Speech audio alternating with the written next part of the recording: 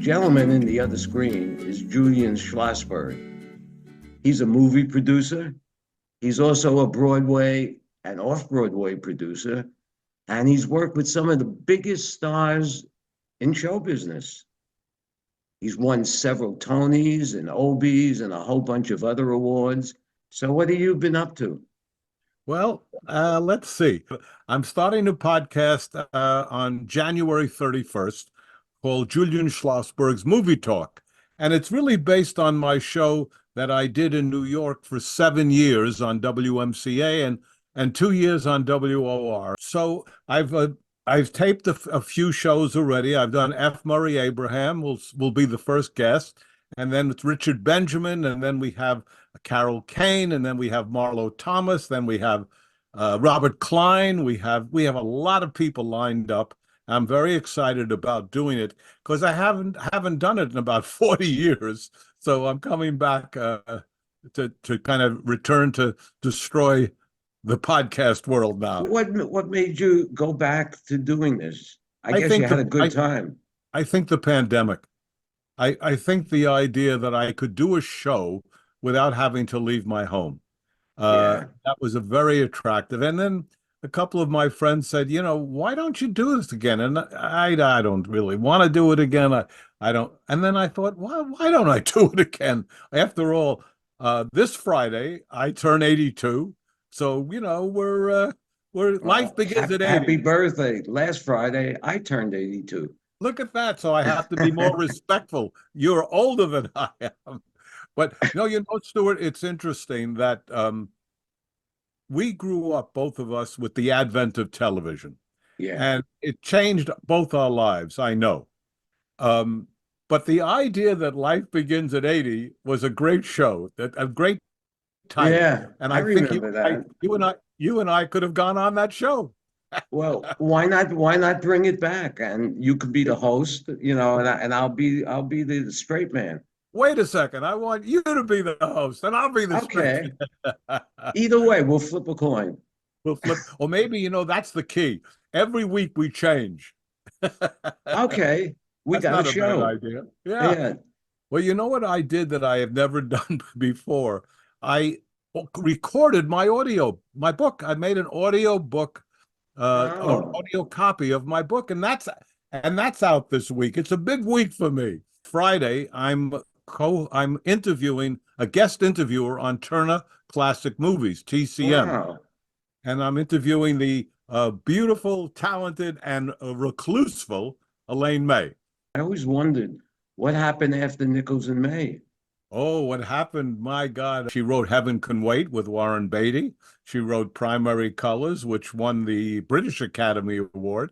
She wrote A New Leaf with her and Walter Matthau. Imagine, Stewart, her first movie she writes, directs, and stars in. Unheard of. 2019, she won the Tony for Best Actress on Broadway in the Waverly Gallery. And on top of all that, last year or the year before, she was given the Academy Award for Lifetime Achievement.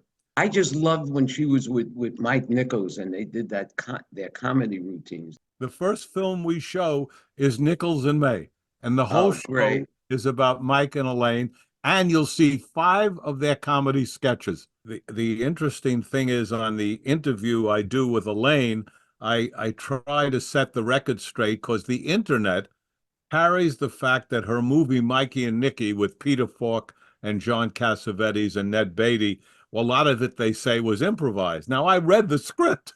I've seen, I was there. So it's just wrong. It's absolutely dead wrong. But there's not really much you can do about that. You can't get the internet to change it. But what's wrong with improvising scripts? There's nothing wrong with it unless but most of the time it's no good.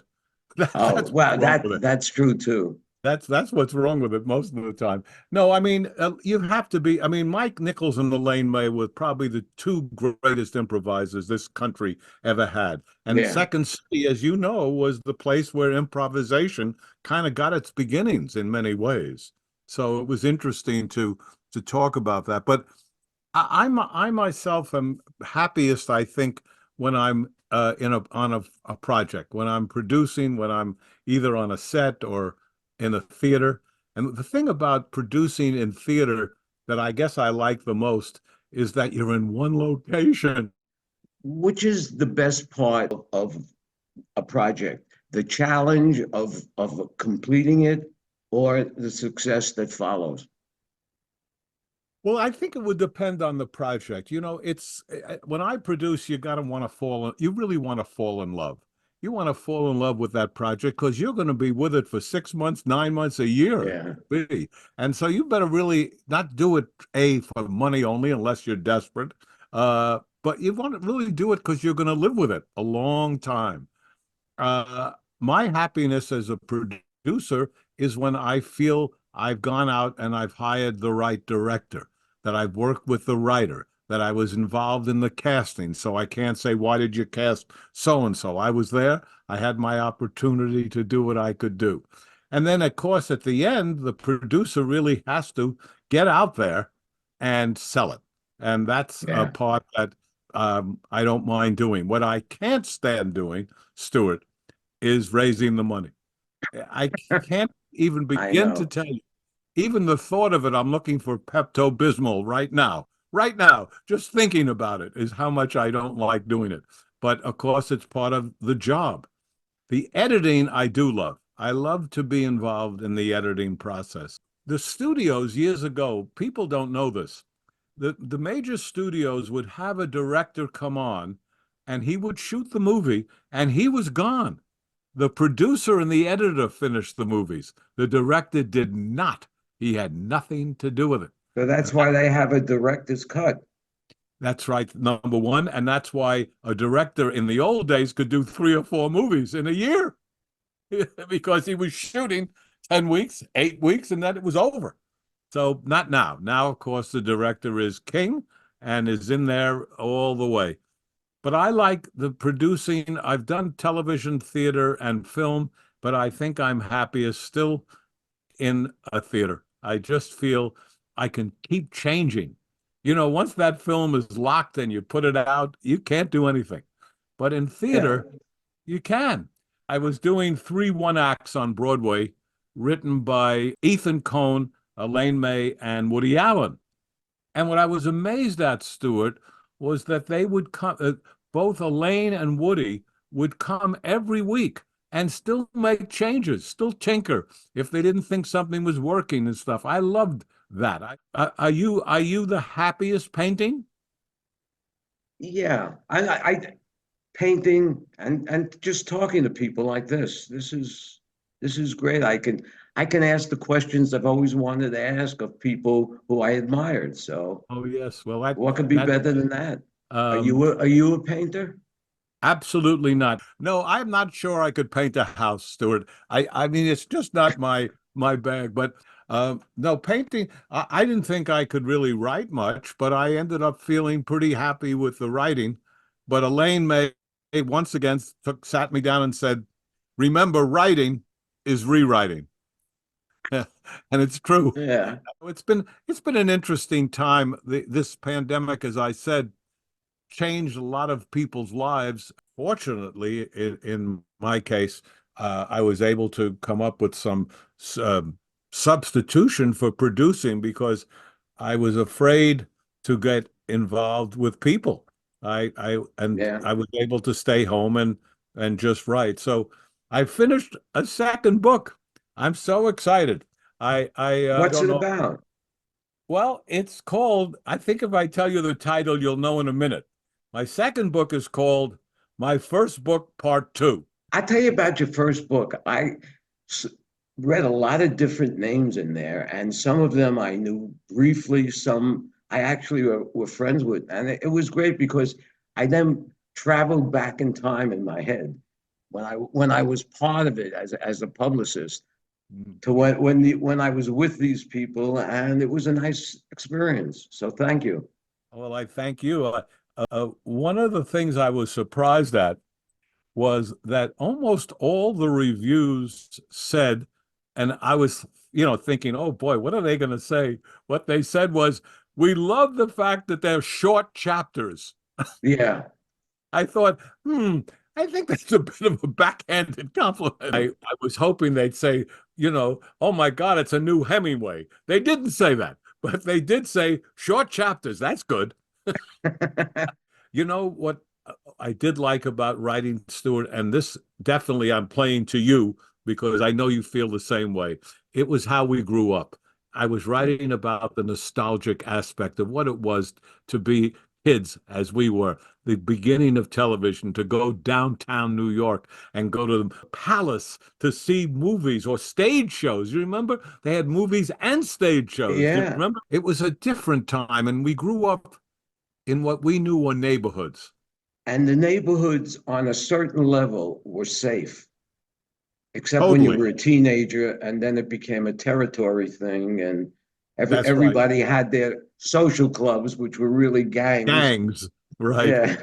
But I remember my parents, who were not permissive at all, didn't mind that I went downtown. They didn't care at all that I went downtown on the train alone or with friends. I used to go downtown to NBC and sneak into the studios to watch the productions, and nobody bothered me. Nobody on the set notices what anybody else does.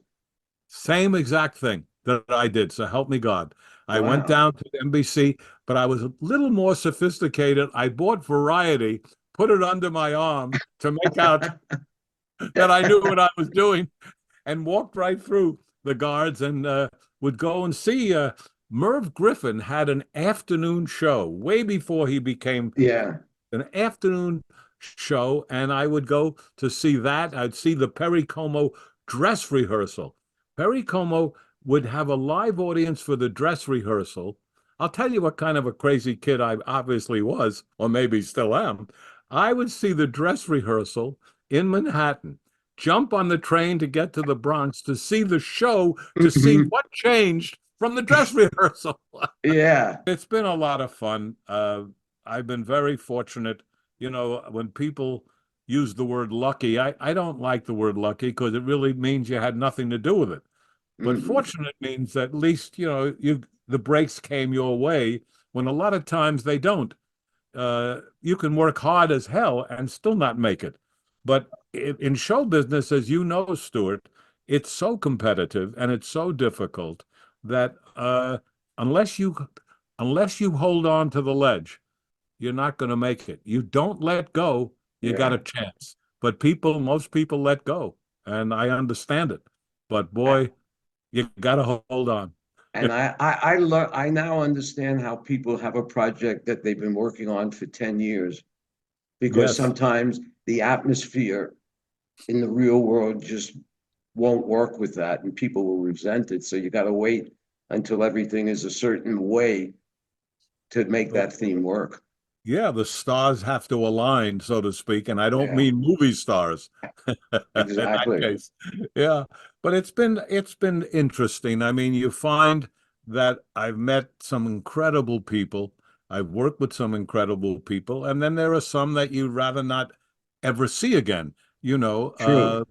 But I guess that's in any field, except in this particular business, you have egos that are sometimes wildly out of control. I mean, so much so. One of my favorite jokes was an actor keeps talking about himself, and finally he says, "Oh, wait, enough about me. What do you think of my new movie?"